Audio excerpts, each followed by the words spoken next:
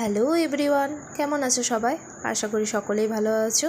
আমি সুইটি আর একটা নতুন ভিডিও নিয়ে তোমাদের কাছে চলে এসেছি। আজকে সর্ষে ইলিশ রান্না করেছি। ফার্স্ট মাছগুলো ধুয়ে নিয়ে নুন হলুদ দিয়ে ম্যারিনেট করে তারপর কড়াই গরম করে তেল দিয়ে সেই তেলে মাছগুলোকে ভেজে নিয়েছি। মাছ ভাজার পর মাছের যে ডিম ছিল সেটা বেসন দিয়ে বড়া করে ভেজে নিয়েছি। তারপরে আমি কড়াইয়ের মধ্যে আগে থেকে যে সর্ষে আর পোস্ত বেটে রেখেছিলাম সেটা দিয়ে নিয়েছি। তারপর লবণ হলুদ দিয়ে এটা আমি ফুটতে দিয়েছি আর দিয়েছি 2 কাঁচা লঙ্কা। এটা একটু ফুটে যাওয়ার পর মাছগুলো দিয়ে দিলাম। এরপর 10 মিনিট ফুটতে দিয়ে যেই জলটা শুকিয়ে আসবে তখন 1 চামচ তেল দিয়ে মাছটা আমি নামিয়ে নেব। দেখো মাছ রান্না রেডি।